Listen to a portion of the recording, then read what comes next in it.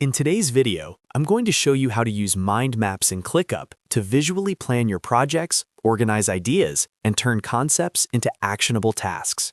Mind maps in ClickUp are incredibly useful for brainstorming, structuring workflows, and getting a clear big picture view of your work. Whether you're managing a team or planning personal projects, this feature can seriously boost your productivity. If this tutorial helps you out, make sure to hit that like button and subscribe for more ClickUp and productivity tutorials. All right, let's get started. First, log into your ClickUp account. Once you're inside ClickUp, open the space where you want to create your mind map.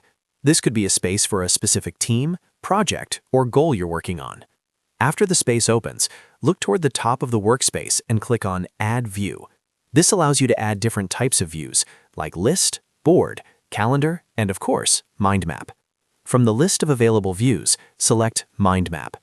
As soon as you click it, ClickUp will open a brand new Mind Map view inside your space. Now you can start building your mind map. You'll see a central node that represents your main idea or project. From here, you can create branches for tasks, subtasks, ideas, or workflows. You can connect existing ClickUp tasks to your mind map or create brand new ones directly from this view. This makes it easy to visually plan everything before diving into execution.